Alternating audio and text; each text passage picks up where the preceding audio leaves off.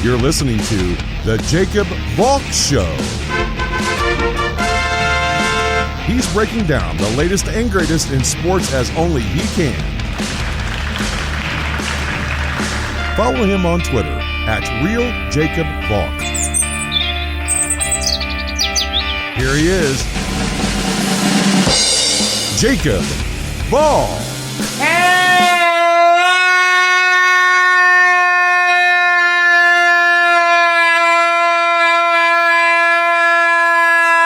Hello, sports fans! Welcome to another edition of the Jacob Valk Show. I am Jacob Valk, and at the end of this show, you're going to get the interview that I did with Denis Crawford, the author of the book on John Bassett. He is a really nice guy. Would love to go out and have a beer with him. After the interview, he said that I reminded him of Chris Russo, which is one of the highest compliments you could ever give someone. So, Dennis, thank you for that. But I have to start by reacting to the Basketball Hall of Fame's finalists. There are 14 people that could go into the Basketball Hall of Fame this year. I will not go through all 14. This is going to come off as sexist. It's not meant to. I just don't follow women's basketball. I'm not qualified to talk about people like Yolanda Griffith, Lauren Jackson, Lita Andrews, and Marianne Stanley. It seems like they had great careers, but I don't know anything about them, so I'm gonna disqualify myself from talking about them. The one thing I will say is that I think combining all these different subsets of people is insane.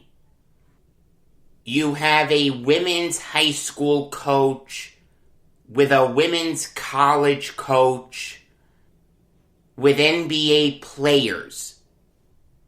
You're combining men with women, college with pro, high school with pro. It's a joke. The Basketball Hall of Fame is the worst Hall of Fame in sports. There's no question about that. To have these women mentioned in the same breath as some of the greats of the game is just ludicrous.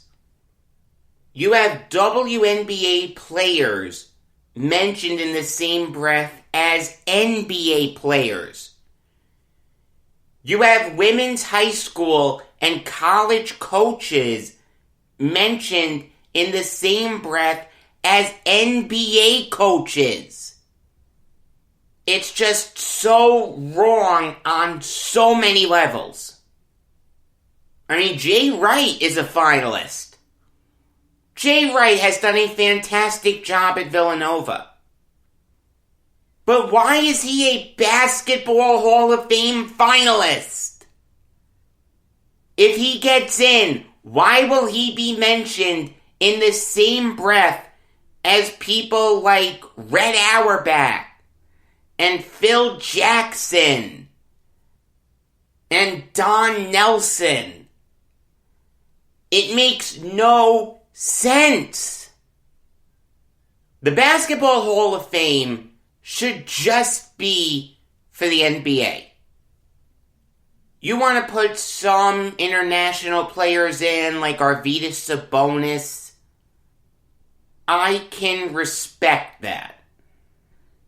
We have that in the Hockey Hall of Fame, where some Russian players like Vladislav Tretiak are alongside the greatest goalies in NHL history. I don't mind that. But combining college and pro? High school and pro? Men and women? It doesn't work. Now I know what you're thinking. Jacob, the Hockey Hall of Fame has some women in it. Haley Wickenheiser, Kim St. Pierre, Angela Ruggiero. You're right. But the leagues that those ladies played in don't exist anymore. Angela Ruggiero played in the CWHL and the WWHL. None of those leagues exist anymore. Danielle Goyette played in the NWHL. That doesn't exist anymore. So where else are you going to honor these ladies but the Hockey Hall of Fame? That makes perfect sense. The WNBA is still a thing. In fact, next month will be its 25th anniversary. Put them in the Women's Basketball Hall of Fame in Knoxville, Tennessee. It's a real thing. That's the right way to honor them. You want to honor the high school and college coaches with the WNBA? Fine. Women's Basketball Hall of Fame. The way the Basketball Hall of Fame does it is ridiculous because these women weren't as good as the men, as coaches or players. The game is exponentially worse. There are always blowouts. Again, I don't want to come off as sexist, but combining the NBA with people affiliated with women's basketball is just ludicrous. I don't even like combining the college coaches with the NBA. Jay Wright shouldn't be mentioned in the same breath as people like Rick Adelman and Bill Russell. As great as Jay Wright is, he should be in the College Basketball Hall of Fame. To put him in the Basketball Hall of Fame with the greats of the NBA, that's wrong. The Basketball Hall of Fame needs a massive overhaul. But I will go through the men now. Like I said, I'm not qualified to talk about the women. I don't follow women's basketball, so it would be unfair for me to cast judgment on them. I'll start with the players. The first player in alphabetical order is Chris Bosh. See, Bosh is going to be hurt in some people's eyes by the fact that he spent a lot of his career with lousy Toronto Raptors teams. They didn't win anything. Bosh put up great numbers, there's no question. But he was the best player on lousy teams. Then he goes to the Heat, and yes, he goes to 4 NBA Finals. He wins 2 of them. But he was the third best player on those teams. He also had a lengthy injury history. Retired with just over 17,000 points.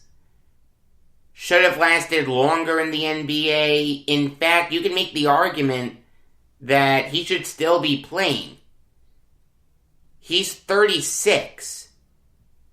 If Bosh never had venous thrombosis, he could still be playing right now. Bosh isn't a slam dunk candidate. but he is a Hall of Famer. The guy was an 11-time All-Star. I don't care if he was the third Musketeer. He still has 2 rings. The 17,000 points that he scored, that puts him in Hall of Fame territory. He's in the same range as guys like Grant Hill, Jack Sikma, Kevin McHale, and Steve Nash. I understand the argument against Bosh. There are some people that still haven't forgiven him and LeBron for starting the super teams trend. But there's no question about it. Chris Bosh is one of the greatest players in NBA history. He has a legacy that very few players do. Yes, Chris Bosh is a Hall of Famer. Moving on now to Michael Cooper. A guy who I haven't thought about in years. Cooper was a great perimeter defender for those great 1980s Lakers teams. Key piece off the bench, made 8 all-defensive teams, won a Defensive Player of the Year. He was a 5-time NBA champion. I mean, make no mistake about it, Michael Cooper is one of the greatest perimeter defenders in NBA history. But defense alone can't get you in the Hall of Fame. At the end of the day, you've got to score to win. There's a reason that when you think of those 1980s Lakers, you don't think of Michael Cooper.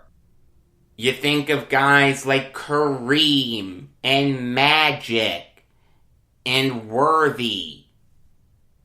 It would take you a while to get to Cooper. We've had some great defensive players. Guys like Alvin Robertson, Mookie Blaylock, T.R. Dunn. Those guys aren't sniffing the Hall of Fame. No. Michael Cooper isn't a Hall of Famer. The Hall of Fame is for guys who could contribute on offense. You don't have to be a great offensive player, but at the very least, you have to be very good. Cooper wasn't very good. He was decent at best on offense. No, not a Hall of Famer. Moving on now to the T in Run TMC, Tim Hardaway Sr. This is a tough one because I love watching those old Run TMC games with him, Chris Mullin, and Mitch Richmond. I actually have a Run TMC picture signed by the 3 of them hanging up in my room. They're just very fun games to watch. Tim Hardaway was a fun player to watch. And when he was playing with Alonzo Mourning and Jamal Mashburn, the same thing. Very fun teams. But he was only a 5-time All-Star. He did miss a full season with a knee injury. Part of being great is staying healthy.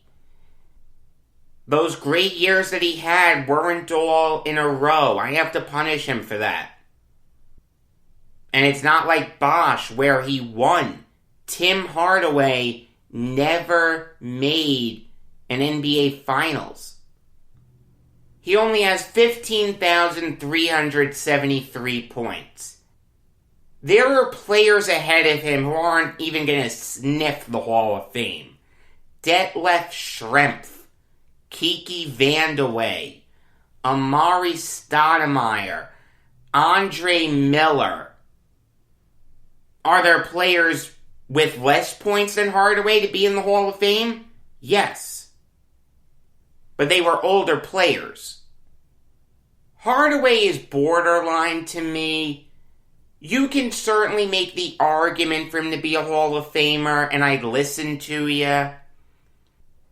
But he falls short of that in my eyes. I don't think I'd vote for him.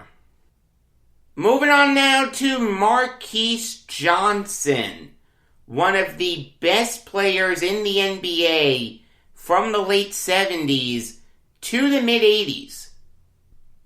This guy has been a perennial finalist for a while now. 5-time All-Star, 3-time All-NBA. Very good player. But again, part of being great is staying healthy. And on November 20th, 1986, in Johnson's 10th year in the league, he ruptured a disc in his neck. It resulted in him only playing 10 games in the 86-87 season. He didn't play at all in the next 2 seasons. He came off the bench for 10 games for the 89-90 Warriors. But that was it. It's a big what if. How great could Marquis Johnson have been if he never got hurt? But he did get hurt. We can't deal in hypotheticals when we're talking about the Hall of Fame. No, Marquis Johnson isn't a Hall of Famer. Moving on now to Paul Pierce. By far and away the best player out of all the finalists this year. And I'm just talking about the guys who are finalists as players. Bill Russell is a finalist as a coach. He was a much better player than Paul Pierce. But out of all the player finalists, Pierce is the best. There is no question that Paul Pierce is a Hall of Famer. Yeah, nowadays he says a lot of messed up stuff on TV that make you shake your head like, what on earth are you talking about? But that doesn't mean anything. The guy was a 10-time All-Star. He has over 26,000 points.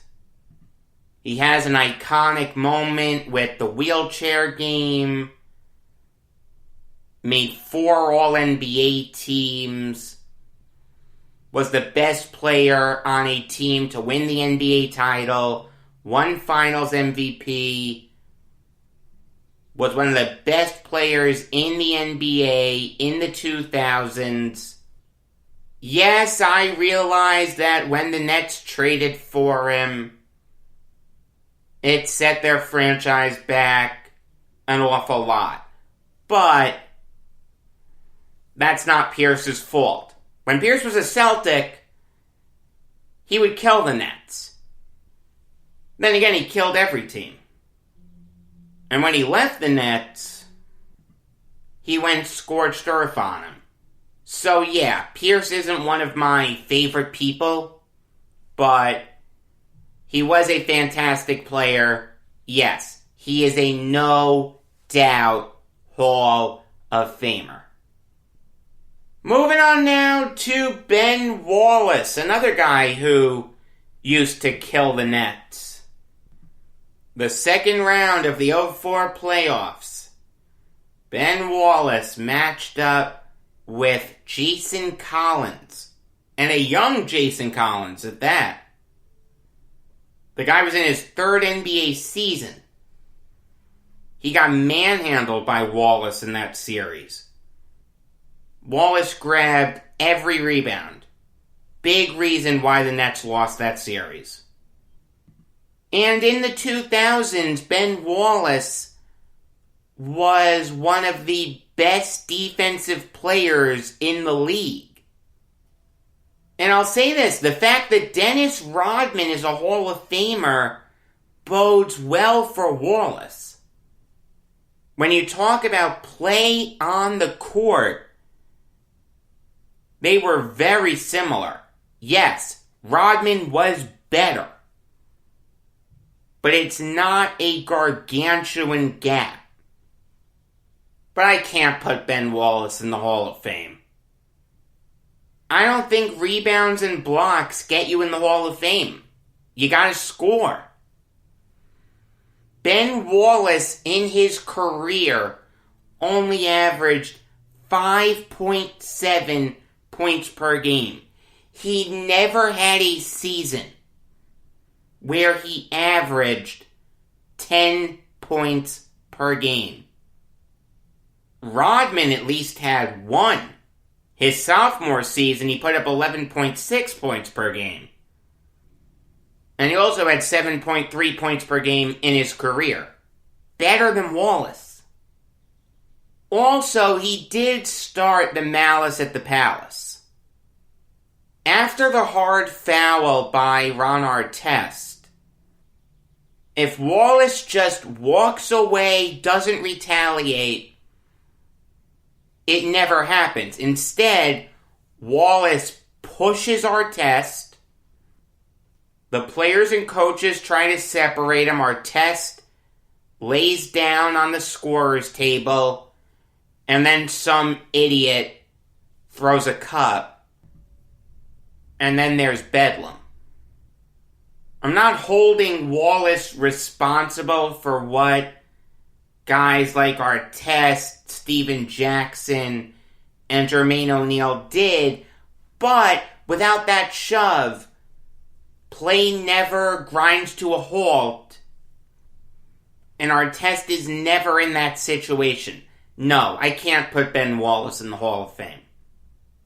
Moving on now to Chris Webber. A very good color commentator. I like Webber. I think he does a good job on TNT. Not the easiest guy to get along with. I know he ruffled some feathers along the way. Jalen Rose and him, I don't think get along. I know they used to not get along. I don't know if they still don't get along. And when you think of Chris Webber, what's the one thing you think of? Him calling timeout when the Wolverines didn't have any timeouts in the 93 March Madness title game, thus guaranteeing that UNC would win it. But I'll tell ya, I remember watching Chris Webber play vividly. I remember the 2002 Western Conference Finals between the Lakers and Kings. Who's gonna face the Nets? Let it be the Kings. I'm not saying the Nets would have beaten the Kings, but it wouldn't have been a sweep. And Webber dominated. It was just a horribly officiated series. There are conspiracy theories about it. That the NBA conspired to put the Lakers in the finals because no one would care about the Kings being in the finals. I mean, Webber was a dominant player. We all know he was a great scorer, but he was also a great rebounder, very underrated passer. He has over 17,000 points. I like that. He's not that far behind Bosh. Yes, only a 5-time All-Star, only 5-time All-NBA, but Webber was one of the best players in the NBA in the late 90s to mid-2000s. I have very fond memories of him. He's a Hall of Famer. Moving on now to the coaches. I'll start with Rick Adelman. A very, very tough call. Because Rick Adelman was a great coach. In his prime, his teams were in the playoffs basically every year. The exceptions being his 2 years with the Warriors. But those were dreadful teams anyway. He has over 1,000 wins. 1,042 to be specific. That's the 9th most wins in NBA history by a coach. Every NBA coach with over 1,000 wins, with the exception of Greg Popovich, who's still coaching, George Karl, who I'm pretty sure isn't eligible yet, and Adelman are in the Hall of Fame. The thing that I don't like about Adelman, though, is that he only made 2 NBA Finals and lost both times. Now, he had the misfortune of going up against great teams. He went up against the Bad Boy Pistons and Jordan's Bulls. Very tough to beat those teams. But can you put a coach in the Basketball Hall of Fame despite not winning an NBA title? The answer is yes. Rick Adelman is a Hall of Famer. You have to think about it, but he is. Don Nelson, the winningest coach in NBA history, never won an NBA title. In fact, he never made an NBA Finals. Jerry Sloan never won an NBA title. I have no problem with those guys being in. Yes, Rick Adelman is a Hall of Famer. Moving on now to Bill Russell, an interesting finalist. A guy who had the best response ever towards getting the coronavirus vaccine. This is one shot I'm not gonna block. Very funny, very well done by him. Obviously, he's been in the Basketball Hall of Fame for over 45 years for what he did as a player. That is correct. No one can argue that. But he's not in as a coach. And as a player-coach, the Celtics did win 2 NBA titles. But those were obviously great teams. And when Russell wasn't coaching teams with that type of star power, he struggled. He didn't do a great job with the Supersonics. It's tougher than you'd think to decide whether or not to vote for Russell. How much do you separate the player from the coach? I mean, if you say no, you're voting against Bill Russell, one of the greatest players in NBA history. I understand we're evaluating him as a coach, but what he did as a player does factor in a little bit here. It's very hard to separate his playing career from his coaching career. But when I compartmentalize appropriately, I don't think I can put him into the Hall of Fame as a coach. The teams that he won with were so great that my grandmother, who doesn't know a thing about basketball, could have coached them to a ring. When you have Sam Jones and Bailey Howell and John Havlicek and Bill Russell and Don Nelson and Tom Sanders on your team, you're gonna win. I won't bang my fist on the table if Russell gets in, but I don't think I would vote for him. Moving on now to Jay Wright. And this is a tough one. I started this show off by saying that we should separate college from professional. If I say that Jay Wright should be in the Basketball Hall of Fame, that makes me a hypocrite. Having said that, though, Jay Wright has won 2 March Madnesses and is one of the best college coaches in the nation. Okay, look, I'll say this. If I'm looking at Jay Wright's resume in a bubble, he deserves to be in the Basketball Hall of Fame.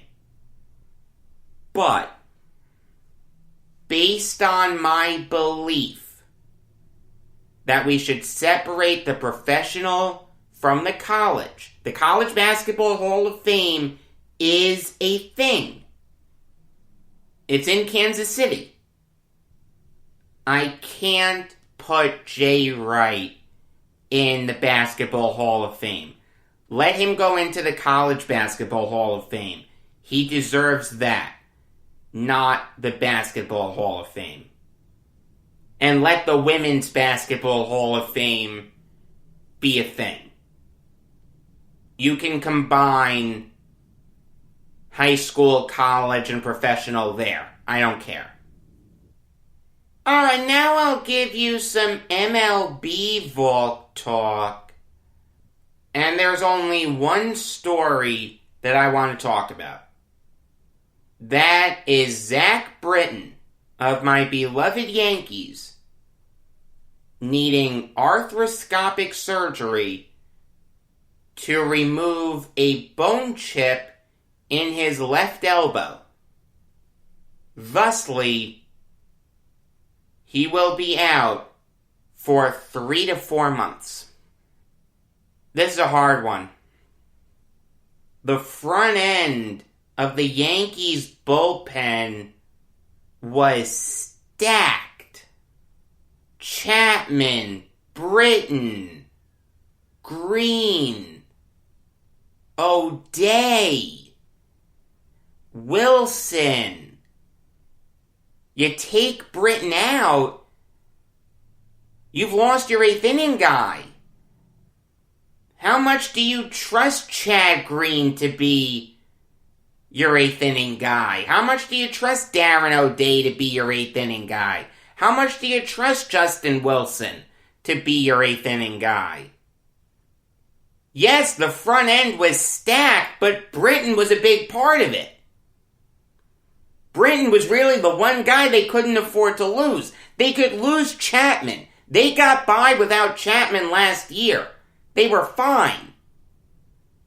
Britton's tough, because as much as I like Justin Wilson, if there's a big lefty up in the 8th inning, do I trust Wilson to get him out? I don't know. I'll say this. I trust him less than Britton. It's nothing against Wilson, it's just Britton's better. I will say this, though. It's not all doom and gloom for the Yankees. People are saying that now the back end of that bullpen is really shaky, with everyone moving up one spot. You're now going to need to have 2 of Dan Otero, Adam Warren, Kyle Bearclaw, Lucas Luque, etc., in the bullpen. That's not necessarily true. There is a guy who's still available in free agency. And it's someone who the Yankees know. He used to pitch for him. He's a very good reliever. He'd make perfect sense for this team. And that is Shane Greene. Now let me start by saying that when Shane Greene was a Yankee, I didn't like him. He was a dreadful fielder. It was infuriating. Every time a ball was hit back to him, he'd mess it up. But he's gotten better, and he's turned into a really good reliever. In 2019, he was an all-star. He had 23 saves. Last year with the Braves, he went 1-0 with a 2.6 ERA. Would Shane Greene be willing to take a little bit of a discount to go back to the Yankees? If the Yankees are gung-ho on staying under the luxury tax, Greene's going to need to take a big discount because the Yankees, according to Cox baseball contracts, only have $6.2 million in breathing room. Bet you're wishing they didn't bring back Brett Gardner now, huh? I don't want to say that the Yankees need to sign Shane Greene, but it would give me a lot more confidence if they did. Because that is a shaky back end of the bullpen without him. With Greene coming in, everyone moves back a spot. You've got a bullpen anchored by Chapman, Chad Greene, O'Day, Wilson, and Shane Greene. Then when Britton comes back, assuming all those guys stay healthy, that's a lethal bullpen. Yeah. I want to see that Shane Greene signed with the Yankees sooner rather than later. Alright, here's my interview with Denis Crawford. You're listening to the Jacob Valk Show.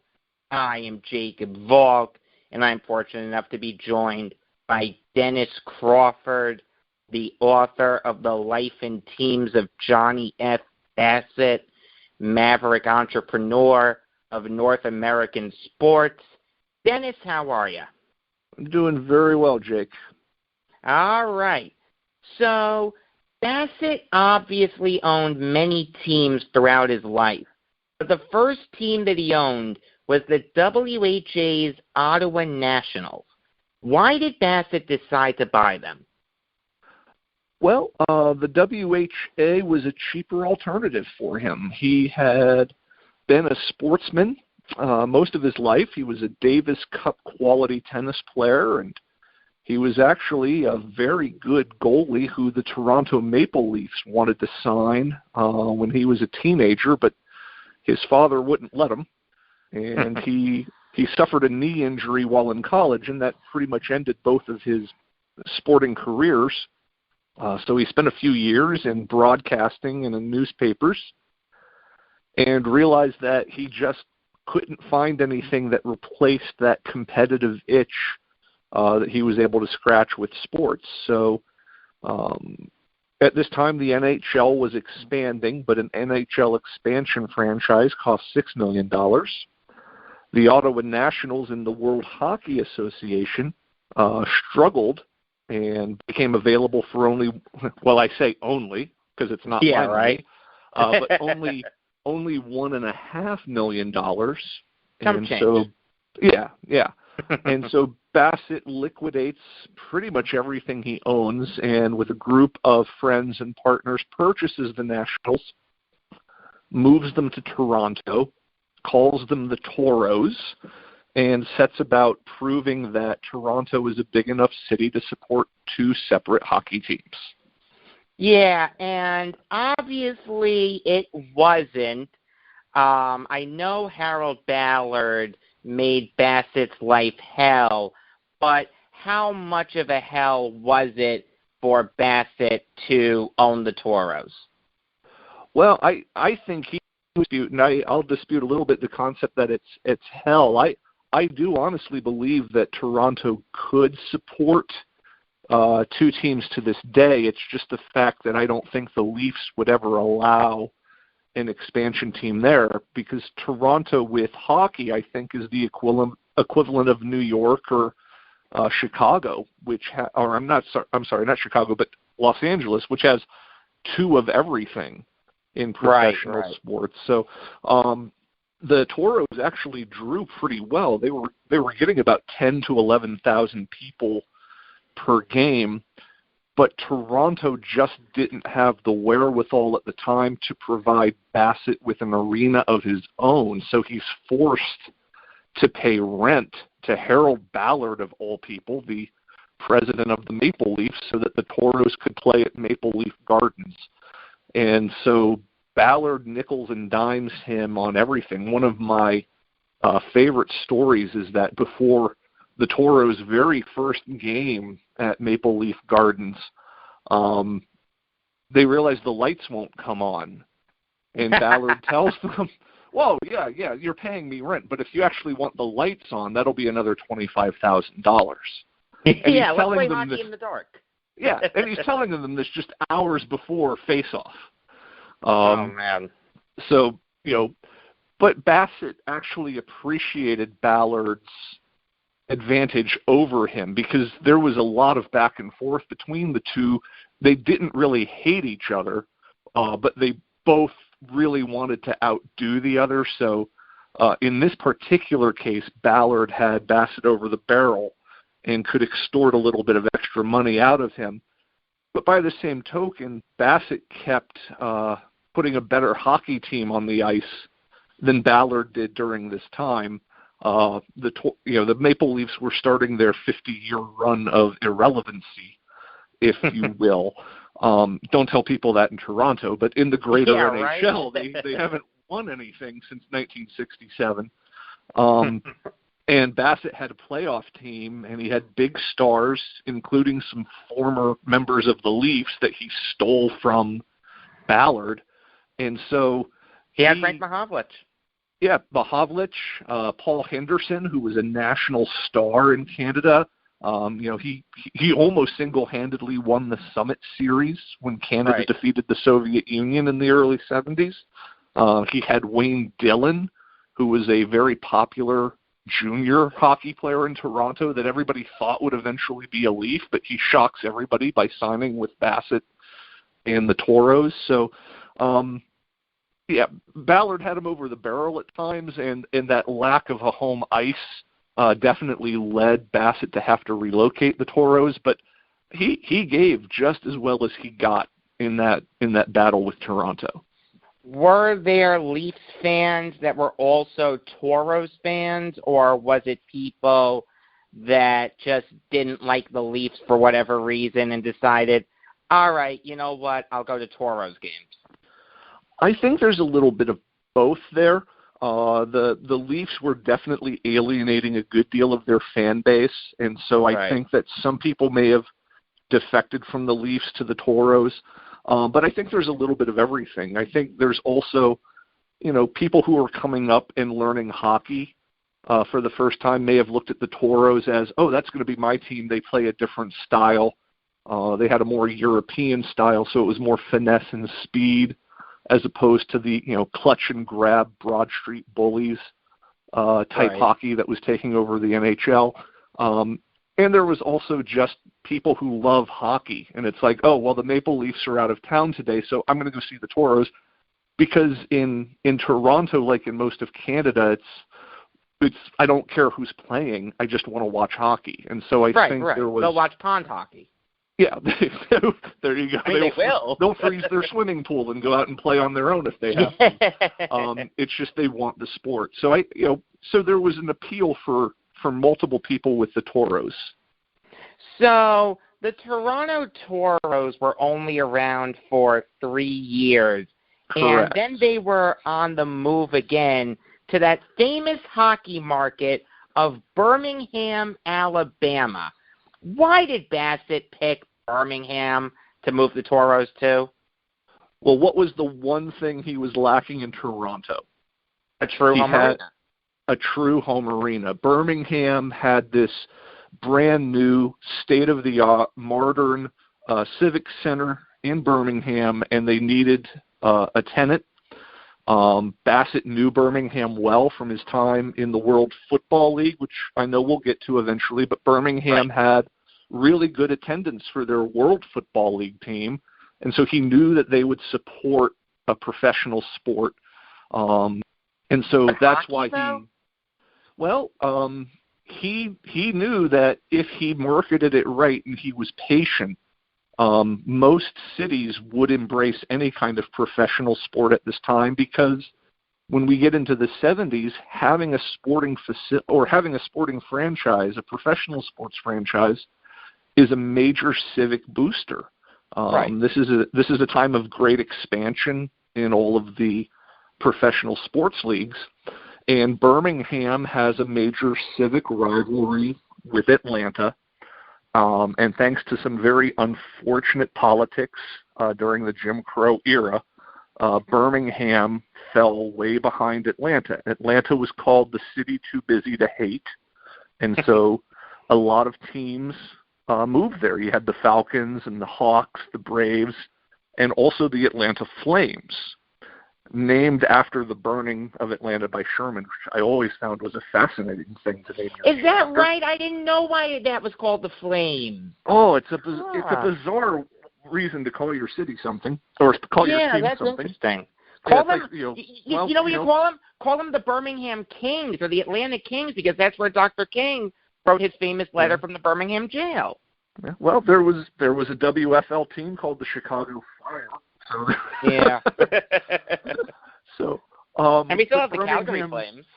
Yeah, they do become the Calgary Flames. But Birmingham was tired of seeing Atlanta have everything. And so this was a chance for them to prove we are a big-time sporting community, just as big and bad as Atlanta is.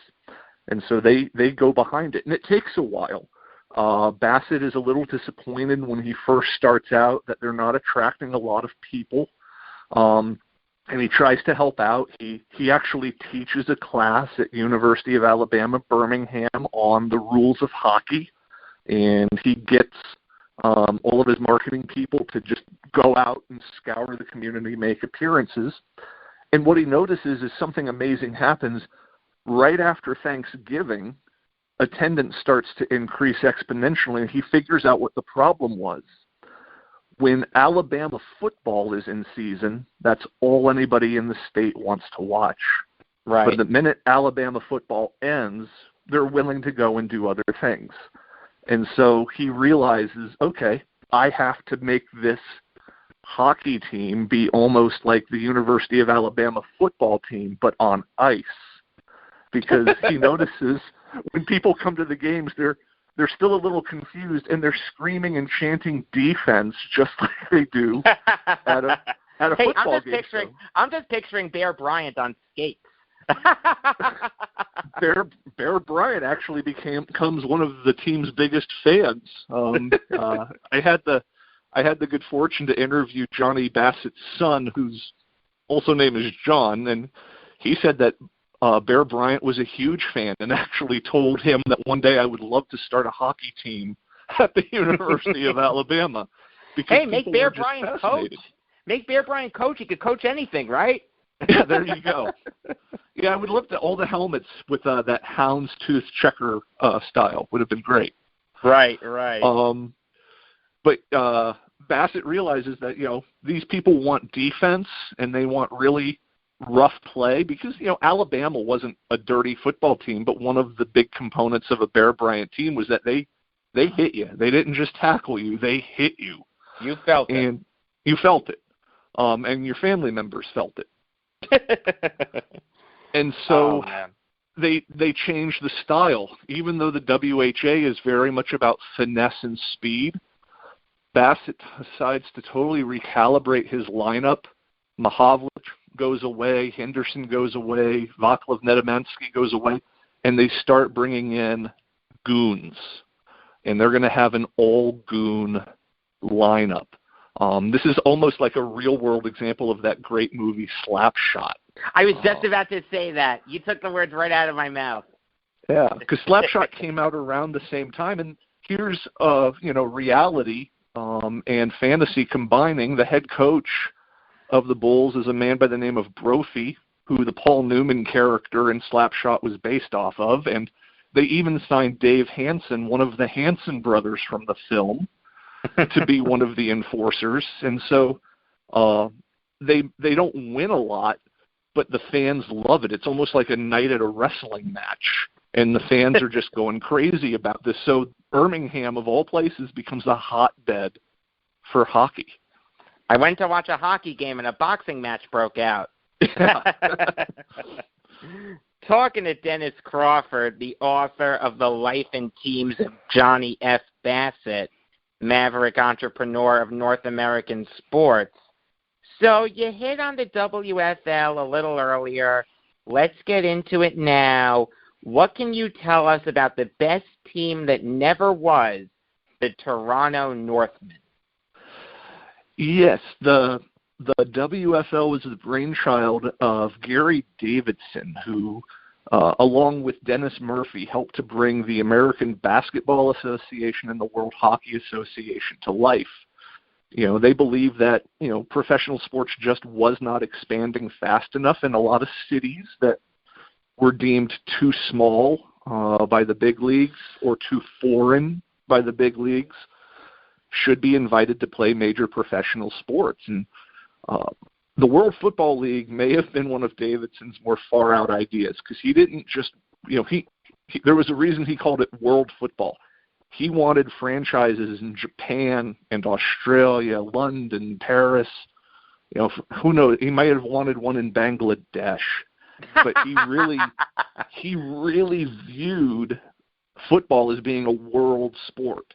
And so the first foreign franchise he grants is to Johnny Bassett in Toronto. Bassett wants to bring this American-style football to Toronto, and he goes all in. He's signing players from the Canadian Football League. He's getting some college All-Americans like Lucius Selman and Danny White, future quarterback of the Cowboys, to sign up to play for him. He gets a Heisman Trophy winner, granted a few years past his prime, but Johnny Hewitt is going to be his quarterback as well. And then he does the darndest thing. He learns that 3 members of the back-to-back defending Super Bowl champion Miami Dolphins, their contract is expiring. And these are pretty important players: Jim Kick, Larry Zonka, and Paul Warfield. And Bassett realized, well, at least the whole offense. Yeah, right. The only guy they were missing was Greasy. Yeah, well, and maybe if his contract had expired at the same time, it's possible. But Bassett has this cool idea, which is, I'm going to invite them to Toronto. I'm going to have them spend a weekend, and I just want to hear what they would theoretically accept to actually leave the Dolphins and come to the Northmen. And he's not 100% certain that he can convince them, but he just wants to hear what they have to say. And they make some pretty outlandish requests. They want roughly about $1 million a piece.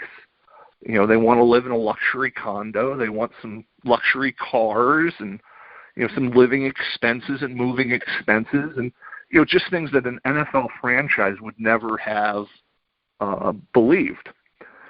And Bassett does something they don't believe. He agrees to it on the spot. And wow. he really turns the tables on them, because they start to backtrack. And he's, hey, no, you said this is what it would take to get you to join my team in the WFL. I'm going to give that to you. And they don't really know how to respond. Yeah. So, he called their bluff. He calls their bluff, and they do go to Joe Robbie, owner of the Dolphins at the time, and they all tell them this is what this guy's offering, and he doesn't believe it. He thinks it's ludicrous. He refuses to match that. And so on April Fool's Day, ironically enough, of 1974, Bassett holds a press conference and announces that Kick, Zonka, and Warfield are now, they will be members of the Northmen in 1975, because they still had to fulfill their option year with the Dolphins. So those 3 players spent the entire 1974 season as lame ducks with the Dolphins. Huh. Fascinating.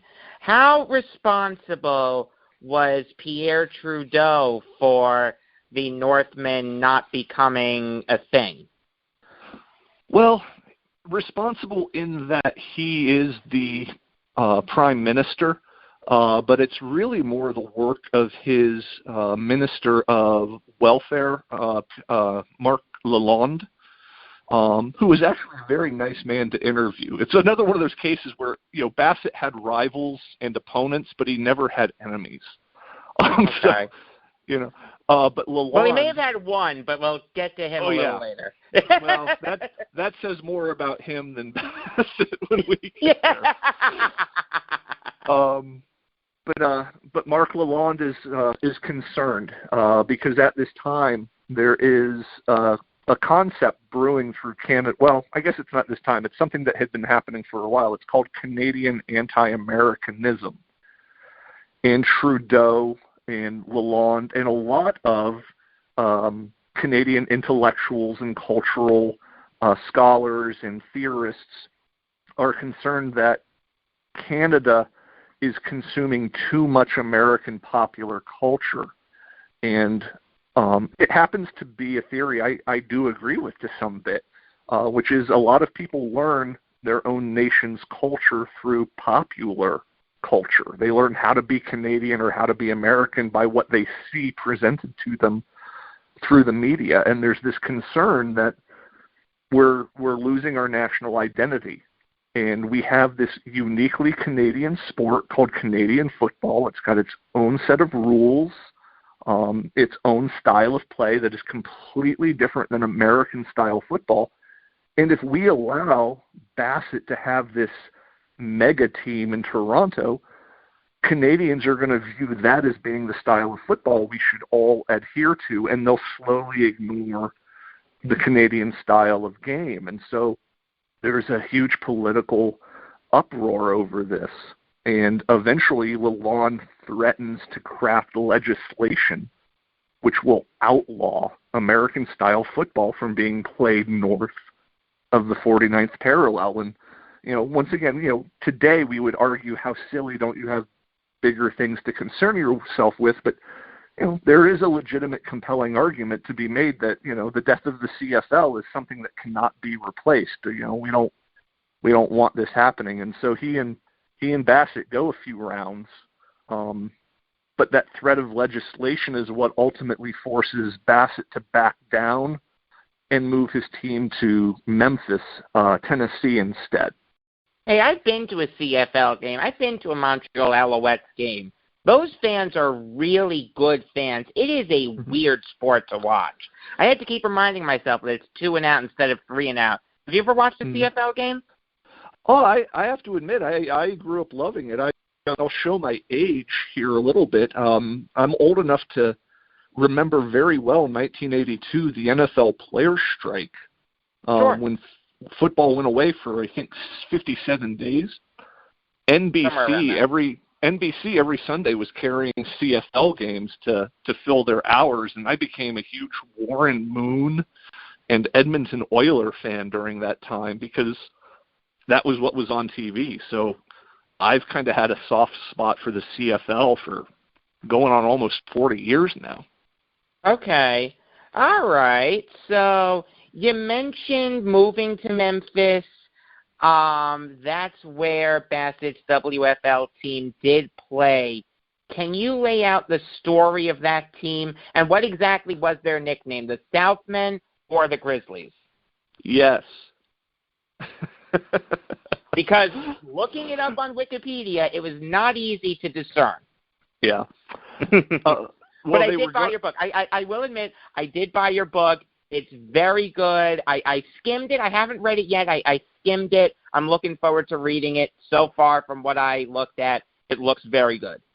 Well, buying it is like 3/4 of the battle as far as I'm concerned. It's on my to-do list. I have a million things on my to-do list. Don't feel bad. Please don't feel bad. Oh, no, I don't feel bad at all. Okay. So they were going to be the Toronto Northmen, and they had a rather cool-looking polar bear logo that they were going to have. And, well, they moved to Memphis. They can't be the Northmen anymore, so they decide to call themselves the Southmen. And they still incorporate a bear logo, but they use an American grizzly as their logo. And so their official name is the Memphis Southmen. That was actually what their team was. Okay. But they did allow Grizzlies. They were okay that the Memphis papers and a lot of fans referred to them as Grizzlies instead because, it was a little confusing. The logo on the helmet was obviously a grizzly bear. So, but what exactly is a Southman? My guess is it's the opposite of the Northman. So. Just have a compass pointing south instead of north. Yeah. Well, the amazing thing about Bassett was that once he decided on a name, he didn't really want to leave it. One of the beautiful things, if I can go back to hockey for a moment, Sure. the reason why they became the Birmingham Bulls was for two reasons. He loved the alliteration. He loved the fact that he could stay in the bovine family and have that alliterative name. But he also didn't have to spend money on new uniforms because Toro and Bull, they could use the exact same logo. Yeah. So, sure. and so once he had it in his head that he wanted a bear to be the logo of his team, he just had to switch the style of bear. So instead of a white bear, he just had them all painted brown, and there you go, voila, new logo, problem solved. But the WFL, it had a lot of problems, but none of them were really. Well, you could argue Bassett caused one. Bassett paying all of that money for Zonka Kick and Warfield made a lot of other owners feel like they had to also pay a lot of money and try to steal players from the National Football League. Wasn't Bassett the richest owner in the WFL? He was. Okay. He, like I said, he liquidated the assets that he held in the family's telecommunications business, and that's how he got into these two sports, because he goes into this the WFL and the WHA just about simultaneously. WHA is first by a year, and then the WFL team starts playing the year after. So he's investing a lot of money, but he had the money to invest. What brought down the WFL was that not a lot of the owners got vetted very well by Gary Davidson, and so they were writing checks that they literally could not cash. And so the Southmen were very successful on the field because they had good players and good coaching. Bassett marketed them very well. Bassett believed in giving people more than a game for the price of their ticket. And so Elvis Presley was invited to come and sing the national anthem and to maybe do an in-game concert. Gordon Lightfoot, one of Bassett's longtime friends, would come and give concerts. Isaac Hayes came and would perform Shaft at halftime. I love that song. That's a great movie, also. Yeah, of Southmen games. So it was an event. Elvis Presley was a season ticket holder. So it was just a celebrity-studded event. So they actually drew very well. It was the rest of the league was so weak that it dragged him down with it. So when the WFL sadly goes belly up after only a season and a half, he's left holding the bag.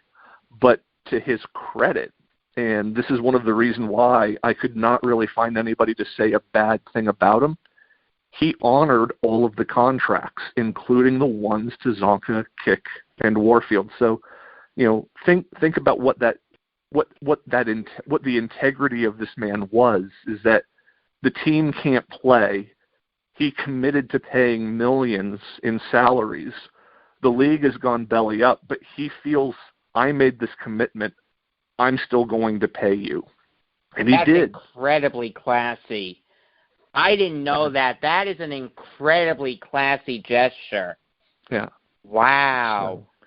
And so I think there's a valuable life lesson in the book for a lot of people, too. You can be beloved if you just honor your commitments. Right. Be a man of your word. That's all it is. So Bassett didn't stay out of football for too long. Less than a decade, he got involved with the USFL. Why did he get involved with another NFL competitor? Well, if you don't mind a little bit of a circular way to get there. Not at all. Bassett was not invited into the NHL when the WHA and NHL merged in 1979 because the NHL is still very angry at him because of, he drove up player costs. And I was just about to say, I wonder why. Yeah, and so he's not invited in the way that Hartford, Winnipeg, Edmonton, and I suddenly blanked on the fourth team, Quebec. Yeah, the Nordiques were invited in, but he did get a settlement. So by the time we're getting to 1979, he's paying all these contracts, knowing he's not going to go in. He's lost his shirt. He's almost depleted his fortune. by the time 1979 comes around. But the settlement money with the NHL allows him to pay off all debts. So he leaves the World Football League, the World Hockey Association behind. He's just about broke. He moves to Longboat Key, Florida, because that was a family vacation home for a while. And he attempts to recover both his fortune and his health, because while he was with the Birmingham Bulls, it was uncovered that he had a very serious form of skin and lymphoma. So he had quite a bit of his lymph nodes removed and had some really unsightly scars, and just it took a bit of a toll on him. So he goes to Florida. He goes into real estate development, building some nice condos. His daughter, Carling, is becoming a very world-renowned tennis player in her own right. And so for roughly a 3-year period, he's building condos that are going very well. He's making his fortune back. He's having fun being the father of a burgeoning tennis pro and just hanging out in Florida, as most people would. He's approached by a man named David Dixon, who came up with an idea for spring football back in the 1960s, but just kind of held off on it until he felt the timing was right. And when cable television starts to proliferate in the early 80s, Dixon believes now is the time for spring football. And I know who I'm going to ask first, Johnny Bassett, who was one of the few men to run reputable businesses in these two other upstart leagues. And Bassett looks at him and goes, "You're crazy. This is not going to work. This is one of the dumbest ideas I've ever heard. I've already lost my millions of dollars. I don't need to do this again." But Dixon explains to him, no, this time we're going to do everything right. We're going to vet the owners. We're going to make sure that they implement a strict salary cap. And what we're going to do is every owner is going to kick $1.5 million into a kitty that will be used in the case of emergencies. Because that was the other thing Bassett did in the World Football League and WHA was anytime a team was on the brink of going under, he would lend them money knowing full well he was probably never going to get that money back. I was just about to say, didn't he bail out a lot of teams? Yeah, and he got thanked in the worst way possible. One of the teams he helped to bail out was the Florida Blazers in the World Football League, and they thanked him by beating Memphis in a playoff game. Yeah. So it was this. If you're ever going to lay over and die in the playoffs, that's the time. Yeah.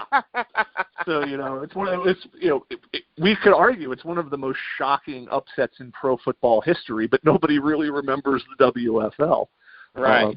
But a bankrupt team upset the most well-run team on the field.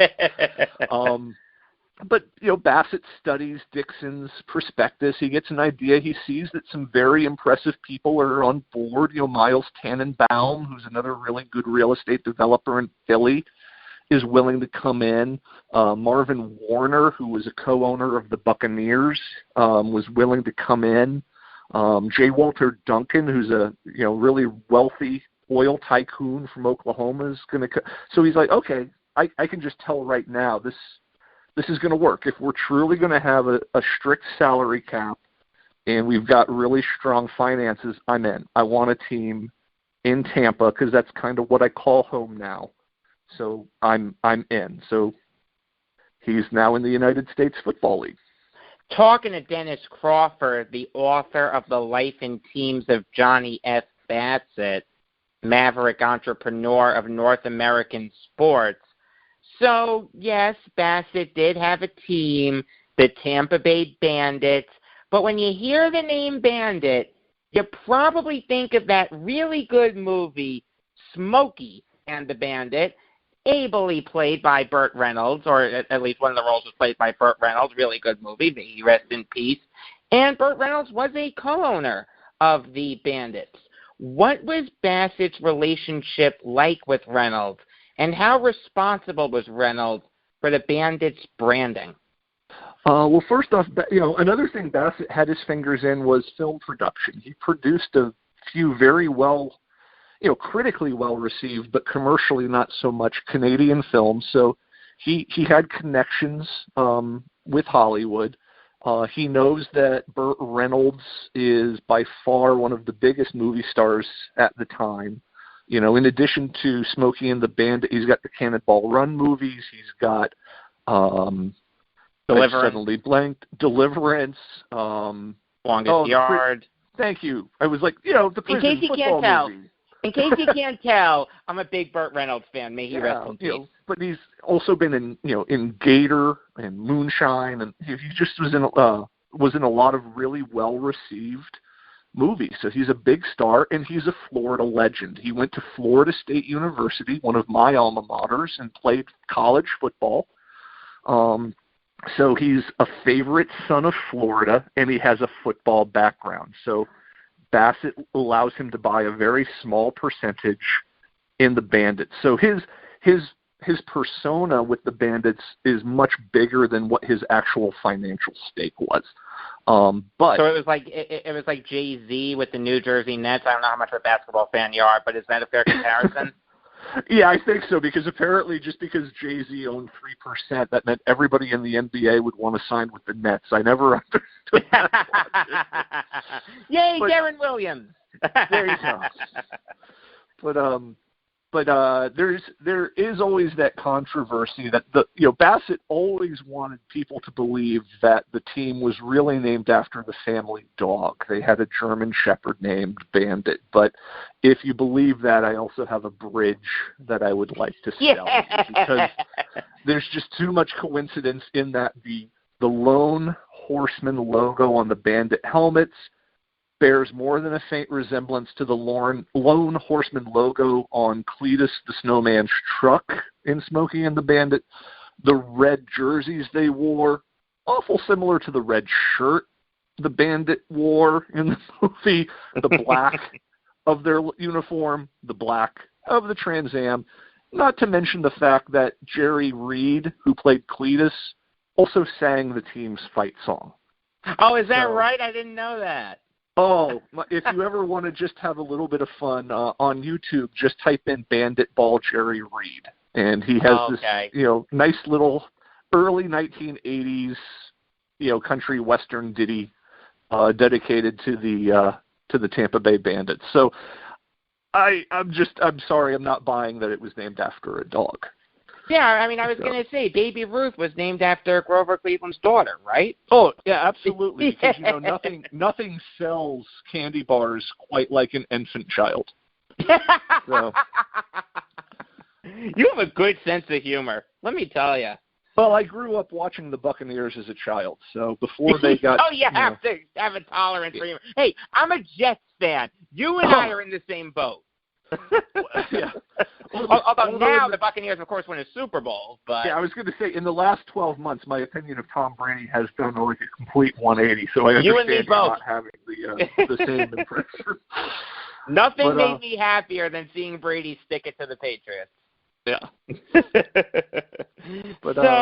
But the Bandit, but having that Burt Reynolds attachment helps. I mean, the Bandits are marketed and marketed well. That's the other thing. That's why I wanted to do this book on Bassett was he is one heck of a crazy promoter. Crazy like a fox. I mean, he went toe-to-toe with the Maple Leafs and seriously cut into their profit margin. He sells hockey in Birmingham. And he sells the World Football League to Memphis. It's a complete train wreck of a league, but people in Memphis love his team and his promotions. And in Tampa, he literally finds his sweet spot. He hires Steve Spurrier, a Florida legend. The first Heisman Trophy winner from the state of Florida to be head coach. He gets John Reeves, another Florida legend, to play quarterback. He stocks the roster with as many Seminoles, Gators, and Hurricanes as he can find. And he just draws the fans in. And he tells Spurrier, be a mad scientist. If you want to run a triple option reverse on 4th and 3, I don't care. The fans will love it. And so he lets Spurrier just go crazy. And it works. I mean, they actually draw more fans. Now, granted, it's spring, so they're not going technically head-to-head with the Buccaneers, but the Bandits draw more fans in back-to-back years than the Buccaneers do in those same years. So think about that. We like to mock the USFL because it lasted a few years and it wins $1 in its antitrust suit. A USFL team outdrew its NFL rival in the same city. And part of that was because the Buccaneers were so bad. I mean, true, John McKay was terrible for you guys. Yeah, but remember that it's the Shield. No other team. I get it. I get it. Oh no, yeah. I'm just saying. I don't want to undersell what Bassett was able to do. I mean, that's sending shockwaves, through the league, because the Eagles are a bad team during this time, and the Stars are the class of the league. But the Stars couldn't outdraw the Eagles. So right. This is an amazing thing. And I guess the Giants and Jets were doing okay early '80s. They were playoff contenders. At least. 82, the Jets would have made the Super Bowl and probably won it if Don Shula put the tarp on the field. Yeah, that's true. That's true. A.J. Dewey's still going. Yeah, and if I say A.J. Dewey, do you like involuntarily shudder a little bit? I want to reach through the phone and strangle you. Okay, well. Well, then I won't bring up the whole concept of you lost to David Woodley, man. Oh, God. Richard Todd was terrible in that game. Yeah. My word. So, how exactly did Bassett convince Spurrier to coach the Bandits? Well, what's funny is it was almost the opposite way. Spurrier was the offensive coordinator at Duke, which is a basketball school. It's not really known for its football, but yet they were leading the country in offense. And Bassett wants Spurrier to be his offensive coordinator because he feels like he has to make a splashy hire as head coach. And so he interviews Spurrier for the offensive coordinator position, and Spurrier basically says, I'm already an offensive coordinator. I'm not going to leave unless I'm a head coach. Bassett respects people with chutzpah, and so he's like, okay, I think I found my next head coach. And around the country, people are going, Steve who? But in Tampa, they're very excited. And so Tampa is the laboratory in which Spurrier invents the run, the fun and gun that would take him to so much success everywhere but Washington, D.C. It's funny. I'm sorry to cut you off, but that's okay. It's funny. A lot of the plays that you saw Spurrier run with the Gators and the Gamecocks were a derivative of Bandit ball. Would you agree with that? Oh, absolutely. It was not to name drop, but I mean, I did get to interview a lot of fascinating people, and one of the more fascinating people to interview was Spurrier. And he got, he got a little emotional while talking to me, recalling Bassett, because Bassett gave him an opportunity to be a head coach. And this was also Spurrier's first, chance to really explore the recesses of his imagination. And he said up until he retired from South Carolina, the playbook still said bandit left, bandit right. So bandit was still in the play call terminology of Spurrier's offense up until he retired within the last few years. Okay, so the modern sports fan probably wouldn't know who John Bassett was if not for that USFL 30 for 30 small potatoes, very well done. And, of course, the documentary gets its title from one of Donald Trump's guy. Yes, exactly. One of Donald Trump's associates saying that the USFL would have been small potatoes. It's time to talk about our former president. I am not asking this politically. I don't care if you like Trump. I don't care if you hate Trump. Irrelevant. We have to talk about Donald Trump to properly tell the story of John Bassett. Can you lay out those conflicts? Absolutely. One of the things that I love about this story is that Bassett and Trump are not that dissimilar in many regards. They're both They're both the sons of very successful, wealthy men who built businesses. Bassett's was in telecommunication. Trump's family was in real estate. They seek attention. They're very charismatic people. They can come into a room and own it within seconds. I will say the one key difference has to do with integrity, and that's a pretty big difference.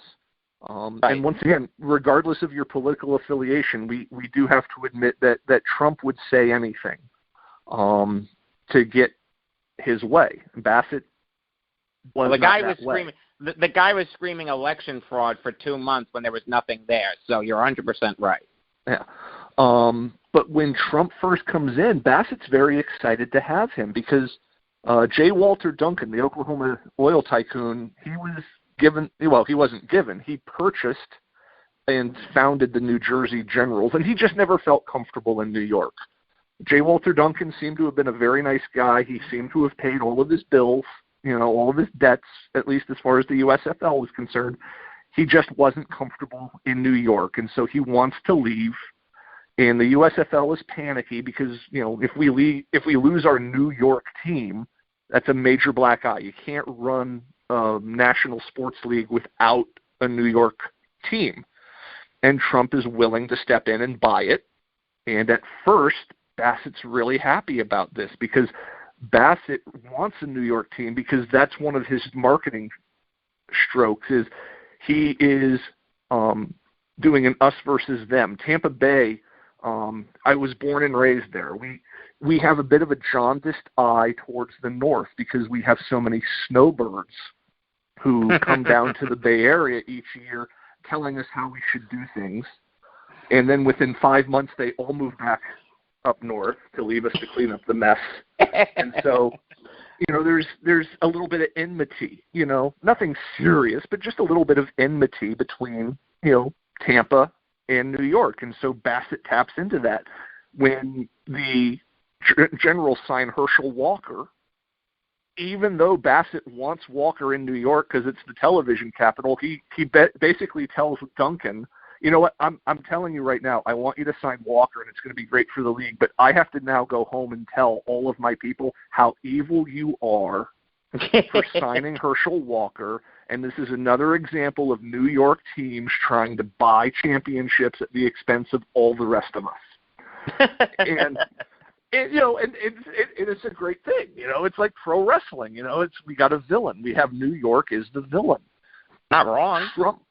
Trump comes in, and Bassett's going to do the same thing, but Trump doesn't really appreciate that. He just doesn't get it. It's like, nuance. Once again, I feel like I don't want to make it sound like I'm anti-Trump or pro-Trump, but from this story, nuance is something that escapes Trump. So he personalizes these attacks rather than accepting them as a way to promote general bandit games, and just goes after Bassett with both barrels and, talks about how the bandits are small potatoes and it's a small, insignificant thing. And, now that I've been in the USFL for about 3 weeks, I think we really should move to the fall and go head-to-head against the NFL. And Bassett immediately starts to back away going, oh, good God, what is up with this guy? Going head-to-head with the NFL is the last thing we should be doing. We're not geared towards that. People in the USFL don't have the finances to go head-to-head. But Trump is able to convince a significant portion of USFL owners that going after the NFL in the fall will increase the value of their franchises. Bassett's arguing the opposite. It's like, no, eventually, if we can stick this out for about 10 years, we'll do what the American Football League did. We'll either be absorbed into the NFL, which will increase our value, or maybe we end up being like an off-brand feeder system for the NFL, kind of like the World League of American Football became for a brief time in the 90s, and that would also increase our value. And so that's their fight for the next 2 years. is that major battle back and forth, which Michael Tolan expressed so well in that documentary you spoke of. Now, the sense I got was that Trump was a steamroller towards the other USFL owners. We need to do this or else. We have to do this or else. Mm-hmm. And Bassett took a more passive approach towards trying to convince them. Do I have that right? Correct. And at the risk of being, like I said, because I don't want to alienate any of your listeners, but so at the risk of alienating some of them, you see in 85 a lot of what we will see from Trump the president from 2015 on through Biden's election. And that is, you make grand promises with no detail, and you keep pushing off when you're going to provide the detail. And then you also insult anybody who publicly questions why there are no details. John Bassett is a loser. He's a lightweight. Listen to me. Mm-hmm. Yeah. Who are you going to listen to? You're going to listen to Johnny Bassett, of the World Football League. What does he know? And so. Did you like my bad Donald Trump impression?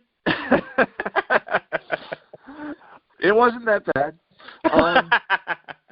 But kind of like a precursor to healthcare. Remember, during Trump's presidency, I've got a great healthcare plan. We can repeal Obamacare. I have a great healthcare plan. I'll have the details for you in 2 weeks. And he said he would have the detail for us for 2 weeks for about 3 years. Well, it's the same thing. He convinces a lot of owners, we got a TV contract. I'm telling you, if we move to the fall, the TV contract will be there. And Bassett calls him on that and say, okay, well, show us the details of this new contract. Oh, no, we're still hammering it out. We'll have it for you soon. And then, a month would go by. There'd be another owners meeting. We got this great contract. If we go to the fall, there'll be a contract. Okay, Bassett asks again, can I see the contract?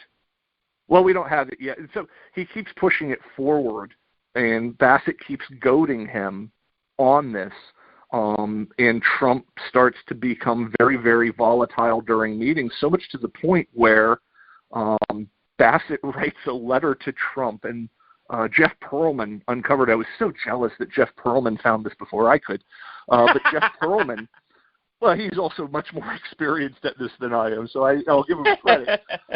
He found this great letter that Bassett wrote to Trump on Bandit stationery, threatening to punch Trump in the nose. Oh my if he God. continued to be so volatile at meetings. and because it's Bassett, this docile Canadian, after threatening to punch him in the nose, he signs it cordially yours.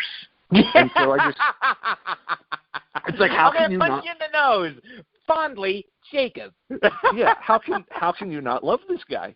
And so that's I would get that framed. I'd get that framed. I'd put it on my wall. I'm sure you can download it off the internet because I think Pearlman made it available for people. No, I want someone to write that to me. Dennis, you have to write that letter to me. I'll put it on my wall. Oh, well, I don't know. I guess if you provoke me at some point during our conversation. I don't have too much time though. Oh, okay. But that's the Bassett-Trump battle for the soul, if you will, of the USFL. But what sadly happens is that at the same time Bassett's entering into these battles with Trump, his cancer reappears, and he deteriorates rapidly. In early 1985, he has a series of really severe headaches, and he didn't normally get headaches that bad, so he goes to a doctor, and they discover that his cancer came back, but it had moved to his brain and metastasized, and he had a couple of inoperable brain tumors. And they only give him a few months to live, but because this is a very, very powerful, charismatic man, he actually lives for a full 18 months, and he is active with the Bandits and the USFL almost up until the end, when he finally has to cede control of the team to go and sadly pass away in Toronto.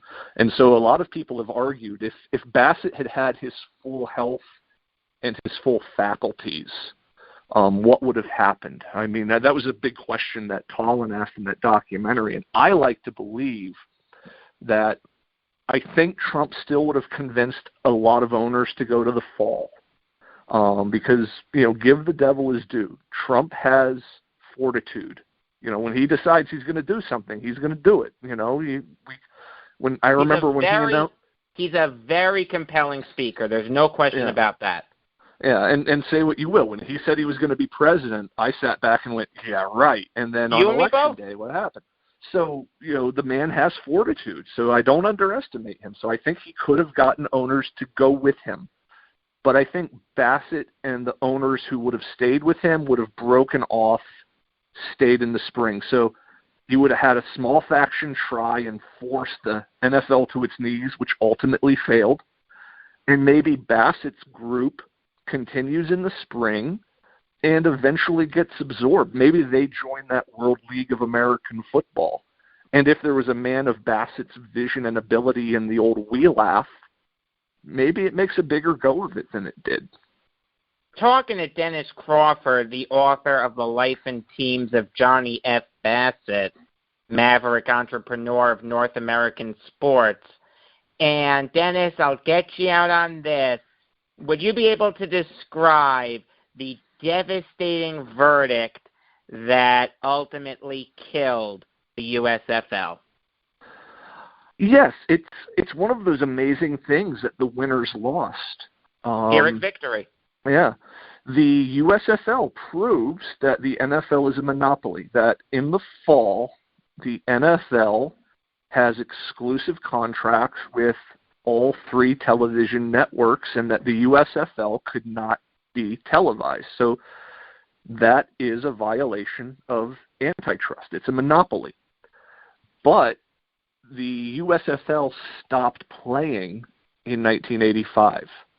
And I think that was their major strategical blunder, is they put everything into the litigation and they stopped playing.